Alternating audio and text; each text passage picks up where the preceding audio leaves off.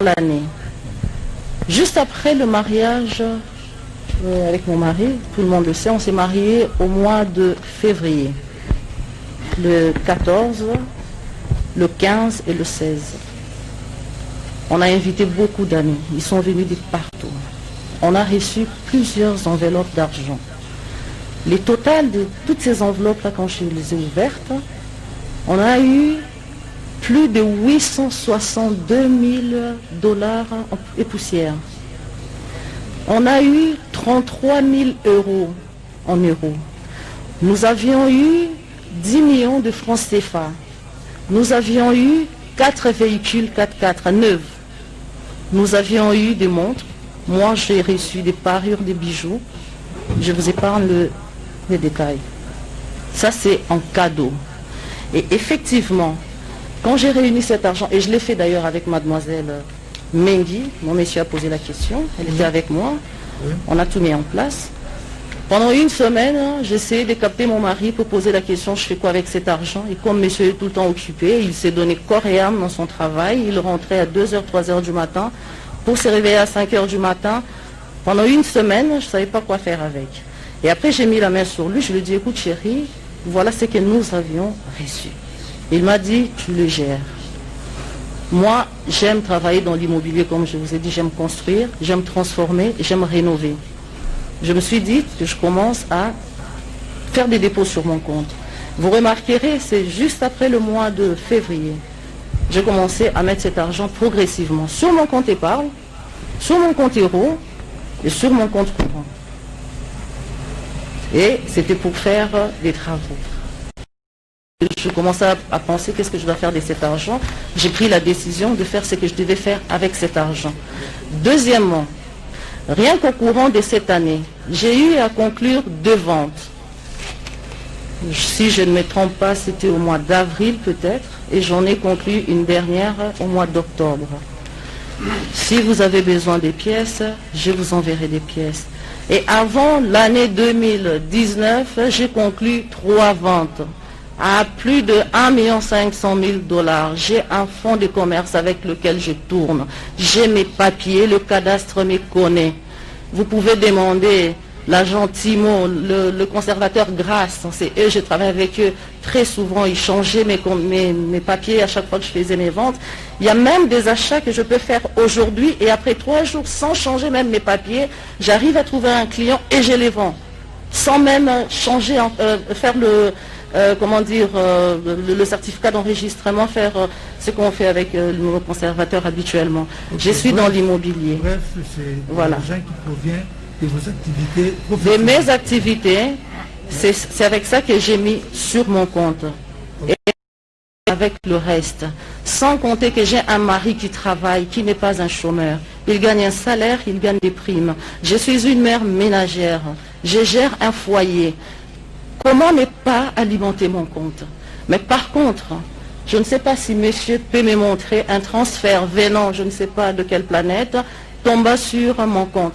Si j'ai un transfert, ça doit venir juste de moi, ou soit de mon travail, ou soit vraiment de quelqu'un, soit mais que j'ai donné pour mettre l'argent sur mon compte, ou elle a fait un transfert de son compte à mon compte. Merci.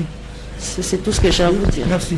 Et j'ai tous les documents que je pourrais vous produire. Ça va, merci. Merci. Merci, Monsieur le Président. Dans la même période,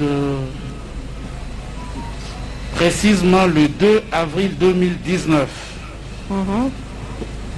il est fait un versement dans le compte de Madame Chature en espèces de 468 350 $ américains. Le même jour, c'est impossible. S'il vous plaît. Oui.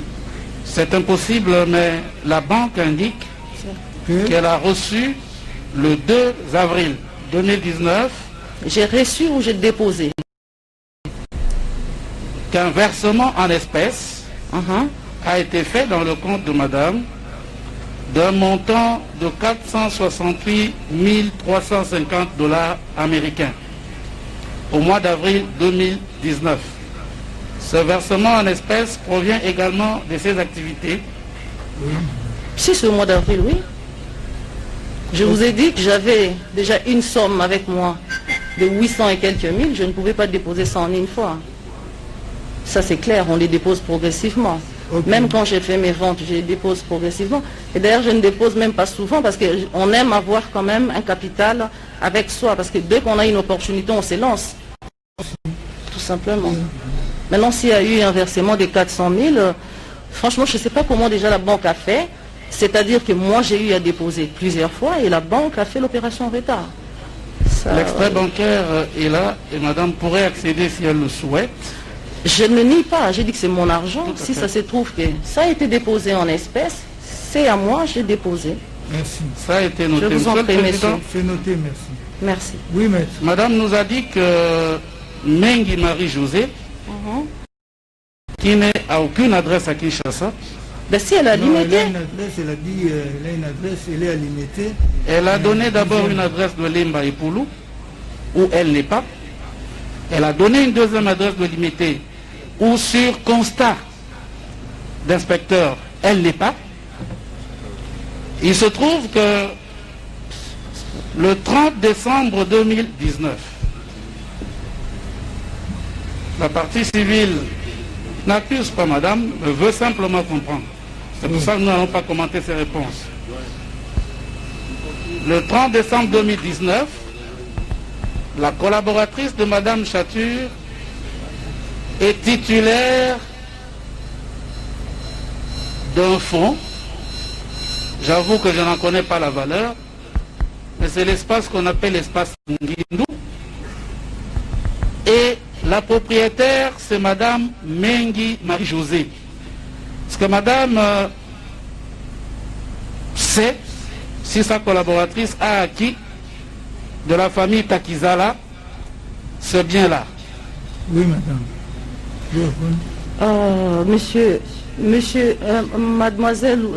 Madame Mengi Marie-Josée, elle vit. Elle a une adresse. Je pense que si monsieur cherche très bien, il trouvera son adresse. Moi, je ne suis pas venue ici pour répondre pour madame Marie-Josée. Elle a une vie, c'est une femme mariée. Elle est entrepreneur, elle travaille, donc je pense qu'elle est très bien placée pour expliquer ce qui est de sa vie privée. Je ne suis pas là pour répondre sur ces questions-là, mais je la connais. Voilà, c'est tout ce que je peux dire. Merci, monsieur le président. Peut-être une avant-dernière question. Oui, monsieur. Monsieur Donatien, chef de division au cadastre, a mis à la disposition de la justice une série de propriétés acquises entre janvier et décembre 2019. Propriété au nom de M. Kamere, de Mme Chature, de Daïd Ampiana, de un certain Mouyoukou. Est-ce que Madame connaît un certain Mouyoukou dans sa famille ou dans sa belle famille? Un certain Mouyoukou, non. Daïd Ampiana, oui, c'est ma fille. Je vous ai dit que je venais de faire une vente d'un immeuble. Je ne peux pas vous donner les prix, qui a 8 appartements luxueux. C'était au nom de Daïda Soraya Junior Diams. J'ai éclaté ce certificat-là parce que ma fille Daïda, ma fille aînée, elle finit ses études cette année, elle travaille déjà ici. Je voulais lancer cette fille dans les affaires pour lui montrer l'exemple. Donc j'ai éclaté ce certificat-là. J'ai acheté quelque chose pour elle, pour qu'elle débute, qu'elle commence dans l'immobilier elle aussi. Donc pour plus tard, je ne sais pas, dans 2-3 ans, elle pourra raser, je vais lui apprendre comment on construit, pour 4-3 ans, mais pour finir, il faut faire quelque chose, tout simplement. Merci. Ça, je le reconnais. Merci, monsieur le président. Monsieur. Nous verserons ces titres-là dans le dossier de votre tribunal et nous pourrions, à cette occasion-là, faire poser par votre tribunal des questions au prévenu Kamere. Je vous remercie, madame, pour vos réponses. Merci. Je vous en prie, monsieur. Merci. Est-ce que quelqu'un d'autre a des questions à faire poser à madame? Si... Madame, monsieur, le tribunal vous remercie. Je vous en prie, monsieur. Coopération. Moi-même, moi de même. Vous pouvez rentrer. Merci. Bien, mais le tribunal voudrait maintenant, avant de suspendre l'audience pour permettre